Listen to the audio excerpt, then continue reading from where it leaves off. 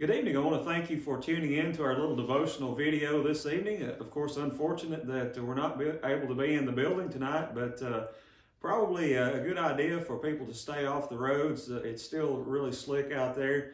I've been fortunate to be able to work from home this week, and Sandra's been able to get a bulletin out. So if you've not got that yet, you can be looking in your email for that. So again, thank you for tuning in. Just a little thought that I wanted to share with you.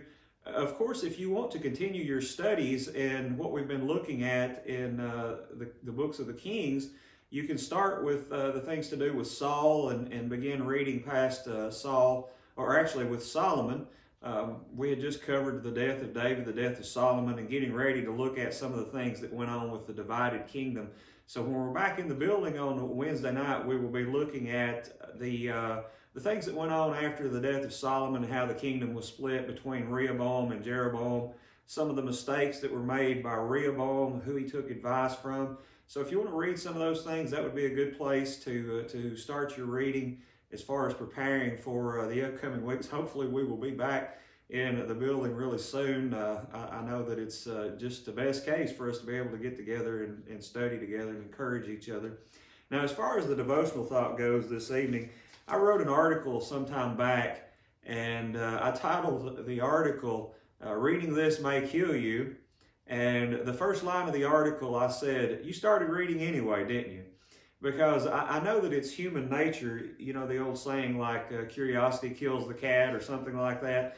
But really I was going somewhat of a different direction from that. What I had been thinking about was all the commercials that you see on television that maybe advertise drugs and things like that. And I had often thought when we were living in East Tennessee, I think I was over there when I first started seeing a lot of those commercials. And I thought, why in the world would anybody want to advertise their medication if they have to go and list all the possible side effects?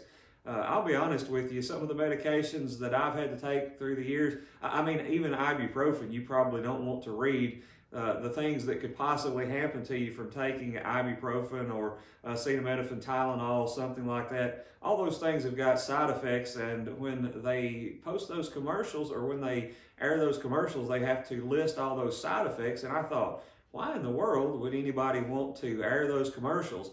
And around that time, Carla was working at UT Medical Center, and I was in there one day. I can't remember, it could have been that she was pregnant with Sadie at the time, and that I was in there. Anyway, I ran into a guy that was a drug rep, and I was talking to him, and we were talking about those commercials, and I was surprised to learn from him that his company actually had a lot of people, even though the particular medication that they were selling, that they advertised, had a lot of very negative side effects. They got a lot of people that were asking their doctors for that medication. One of the commercials that I saw listed side effects like, this was a depression medication, and the side effects that were listed were possible high fever, uncontrolled muscle movement, high blood pressure that causes death or stroke, impaired judgment, fainting or dizziness, and trouble swallowing. That kind of made me depressed just thinking about, I hate to make light of that, but just thinking about those terrible things that could happen to you from taking that medication. And I just couldn't imagine that anybody would want it after hearing those things. But surprisingly, I found out that people still request those. And so you'd think, like hearing that list, that it wouldn't be the case, but it still is. And I guess that I shouldn't have been surprised, because I've already known that people are willing to risk side effects for momentary pleasure. You think about what people do. I guess people say that they get pleasure out of drinking alcohol. People will get themselves drunk to the point that they're belligerent, or that the next day that they have a hangover that just causes them to feel terrible. And some people become so dependent that they do that day in and day out. People take various drugs, cocaine, heroin, meth, and knowing all the things. I don't know if you've seen those Facebook pages like the Faces of Meth. It's pretty scary to look at what the aging that taking that kind of a drug, what it can do to a person. make a young person look like they're 50, 60 years old when they're only in their 20s. And so just very negative side effects. But people are willing to risk those side effects for just those momentary pleasures. And if you think about it, you may have already figured out where I'm going with this. But those drugs are not the only ones. I mean, it goes back to our studies on Wednesday nights where we've been looking at lessons from mistakes of the past, and it all started in the garden with Adam and Eve. They had a paradise home that they could live in, but they had that one fruit that they couldn't eat, and it wasn't enough that they were so blessed and that they lived in this paradise, but they had to just have this one more piece of fruit that had the negative side effect of them being kicked out of their home. The biggest thing was, of course, the fall of man, and that being put away from the tree of life, where they had access to this tree that could give them, through God's power, of course, eternal life. But they were willing to risk that to see what it was like to eat just one more piece of fruit.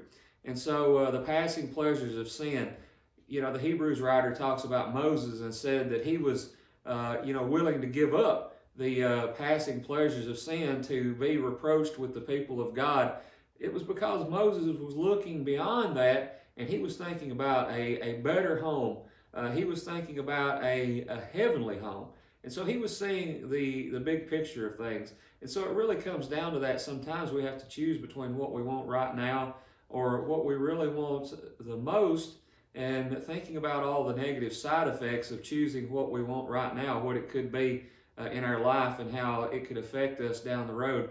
And oftentimes we make the wrong decisions, and we don't have that real focus like the Bible talks about Moses having, where we're thinking about all the negative consequences from that momentary pleasure.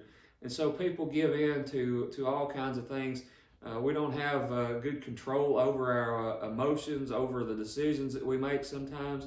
And so that's something that I feel like that, we should really work on in our everyday life. We talk about how we sin all the time, but surely if we are godly people and we're trying to live and be more like Jesus, we can go longer periods of time without committing sins. And I know that this is going to be something that I'm going to continue to try to drill myself on and to pass on to you as we go through 2024. It's that we should be working to be stronger Christians. We should be working to be people that are not perfect and don't make any claims to be perfect. Yet we are people that are trying to go longer periods of time without making mistakes. And that's something, it's an attainable goal. It's still January. Maybe you still got goals on your mind. And, it's hard to think of a better goal than that in saying that I'm just going to try to be a better and stronger Christian this year. I'm going to commit less sin. I'm going to make less mistakes.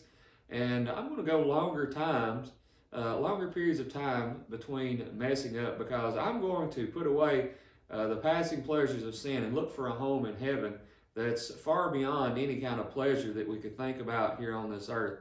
I want to thank you once again for tuning in this evening. I hope that you'll be able to take these thoughts that I've given to you. Think about your actions and think about what the consequences are, and think about what you want the most. Is it some kind of a little thing here on this earth, or is it some kind of a grand thing that you're looking for when you leave this earth? Thank you once again for tuning in this evening. Stay safe and have a blessed week.